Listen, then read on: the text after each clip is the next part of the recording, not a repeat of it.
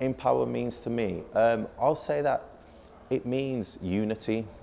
Connected for one, and nurturing as the other. Belonging and family. A way of life. Opportunity and future. A voice for young people. As you can see over here on the logo, it says engage, educate, empower. Empower to me, man, that's my life. Like, empower to me is life.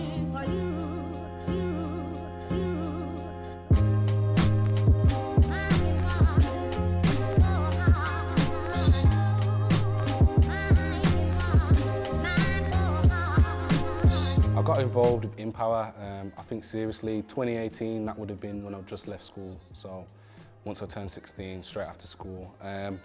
Reasons because when I first met Daryl, CEO of Inpower, he just helped me in a way to make better choices, but help me with my mindset as well, because pre kind of Inpower, I wasn't making the best decisions, getting into a lot of trouble at school, not caring about my GCSEs, things like that. And I think letting home life kind of get into school life as well, which kind of made me kind of an angry person, if that makes sense. It's like the values that you kind of try and teach these young people, you have to abide by and take on yourself, if that makes sense. It's all good me saying you need resilience, you need confidence, you need respect, you need this.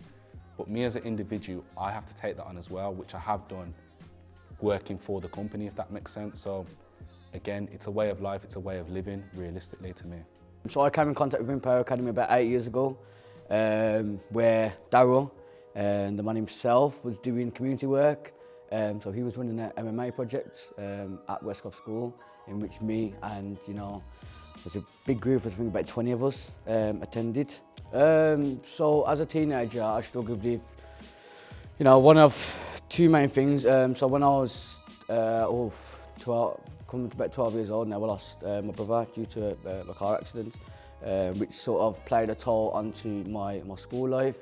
So I didn't really get to connect with certain people no more due to obviously grieving processes and just the simple fact I was still a child. I was in year 7, and obviously this is ready for me to sort of step into the real world and learn to create these new relationships that school and being in secondary school and a teenager you are supposed to do. However, I didn't get the opportunity as much as I thought I would. This played quite a toll on me on a home life as well. So my family started drifting. I drifted from my family, which then sort of, the outcome was me having outbursts at school, having outbursts outside of school. My behaviour was non-existent really, if I'm going to be honest with you. My respect wasn't all there, especially the teachers. So even some of my peers, I didn't show the respect that they deserved.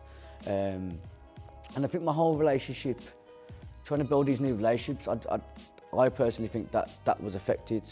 What exactly empowered you to help with that kind of It allowed me to, for one, channel my emotions a lot better. So I'd say I was quite an angry kid, and I think that was down to not having the right answers or the right people to go to growing up, i.e. if that's parents, if that's teachers, stuff like that. It helped me to understand better my personal feelings rather than someone else's. It allowed me to build that that mental stability, to be strong-minded, to be this this confident, proactive person that I am now.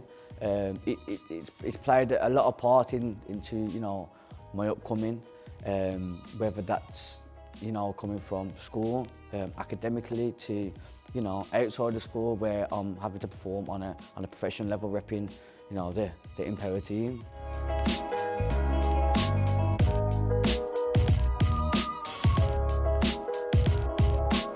My name is Daryl Chambers, and I am the CEO and founder of Inpower Academy CIC.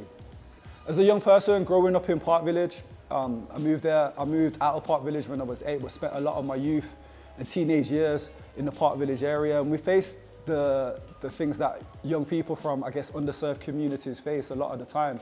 You see that crime kind of is up there, unemployment rates are up there, and not a lot of positive role models, I'll be honest with you. Luckily for me, a lot of the role models, I had a strong family support network and I got a lot of my role models and support system through there. So I got into martial arts, it was just before 11, you know, my dad took me there, pretty much dragged me there. I didn't really want to go, I'll be honest with you. Like the first gym I went to, and my dad was like, you know what, we're going to this gym. I was like, I'm not really interested in boxing, you know, Dad, but my dad always saw the importance of doing something, right? Because when you're left to your own vices or just doing what your friends are doing, a lot of the times you're gonna get dragged into certain things. So at 11, I went to my first boxing club. I tried Thai a bit before that and judo a bit before that. But my real formal one started when I was 11. It was Wolverhampton Boxing Club on the Willenor Road. I went there, probably the first 2-3 times, my dad probably forced me, but after that, I kid you not, I fell in love. As a child, I always knew I was gonna do something big, I'll be honest with you, like 100% honest with you. When I was a young person, still pretty young, but when I was a younger person, and the internet was still quite a new thing. I found out how to source kind of clothing and different things from China. So when I was probably 15 years old, and this probably helped me keep it on a straight and narrow, I launched an eBay shop.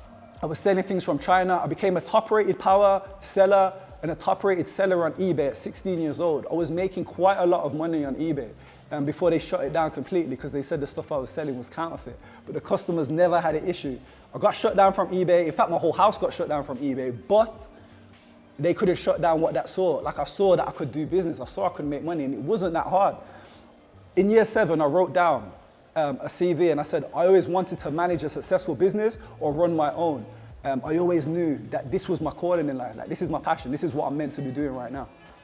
When I was 17 or 18 maybe, I had a car, I remember that. I was arrested. And again, what I just told you, like I always thought that my life was gonna be a positive thing. I'd run my business, run a successful business. But getting arrested and being in that cell for a moment, I was like, man, I want this in the future, but how I'm acting day to day isn't gonna get me there. So I had to change, things had to change. I had to come away from my friends, which was some of the hardest things. I had to make decisions that were gonna give me a productive life coming away as a teenager. The catalyst to start Inpower would have been personal life experience. I told you, I was able to make that pivot, right? I was going down, let's say, the wrong path at one point, and I say the wrong path, it was the wrong path, but I never was even that self-aware to notify it was the wrong path till I was arrested. But I saw countless other young people my age at the time, but young people, that would just get sucked into the system. Some made one wrong decision that would get them into the youth justice system. Some were making countless decisions. Also, the youth clubs closed in 2014, so they took away the youth service completely. There was nothing for young people at all. So it was like, okay, cool. When I came out, I'm like, I'm from these areas, I made a change, I love martial arts and what it did for me. How can I use that power to almost transform the city, transform my community at the time? So when I came out of uni, that's exactly what I did. Things transpired whereby like I failed my dissertation. That ended up me having to resubmit it, but when I resubmitted it, I saw on the wall they're doing this business startup, like things happen for reasons. I went to this business program called Speed, set up my business, and I'm like, how do we make this happen? How do we transform the lives of young people? Started to get a bit of traction, got the name, set my first community session up, which Cameron was on. So we started making a bit of headway. At the time as well, unexpectedly, I was having my first blessing in my life, man. I say my first blessing, I have a lot, but my first child was on the way. And everyone around me was just like, do you know what? Just get a job. I came out of uni, did all right in uni, just get a job, provide for your child. And that would have been a logical thing, but I said, no. I'm starting to kind of come into what I'm meant to be doing on this earth. That's how I felt, that's how I feel. So I'm like, no. Let me double down, let me do everything for Inpower, and let me show my son that, do you know what? If you want something in life, go for it. 10 years later, here I am. So the barrier to start with would just be getting out there. Like I'm new to the thing, I'm new to the sector, I'm trying to provide a service for young people. Who do I need to talk to? Who can I get funding from? How do I make this sustainable? How do I put clothes on my child's back? So many questions to be answered. How I made it through, man. Do you know what? Perseverance. I always knew I just wanted to do something big for the city and the young people of the city. And to today, I think the key challenge today comes from the stresses of the systemic system. Like I see the system and the inner workings, like, and from education floors to the school to prison pipeline. Like I see so much that's systemic for change, and to be real, young black youth not knowing their true identity and things like that. Like those are the challenges that I'm kind of conquering. Like the organization's cool, like we're growing in capacity, we're still gonna grow. I'm trying to really change things systemically, right? And that's kind of the biggest challenge at the moment. Inpower then to now, the key difference is we're doing more.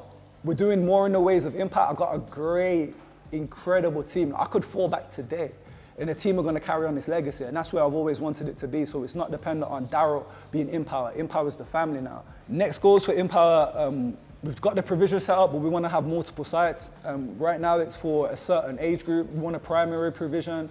We're looking into a lot of kind of different provisions, but one of the goals is once we've opened 3 provisions, let me get the financials right, but once we've opened 3, we want to open a free school in a third world country. Like, that's one of our key goals with the provisions, right? So it's like, okay, cool, 3 sites in Wolverhampton, let's say.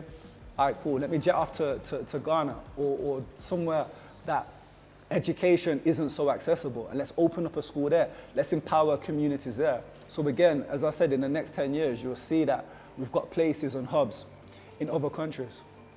Inpower is all I've ever known. Like, I live and breathe Inpower. Inpower is everything to me. I'll be honest with you, it's everything to me.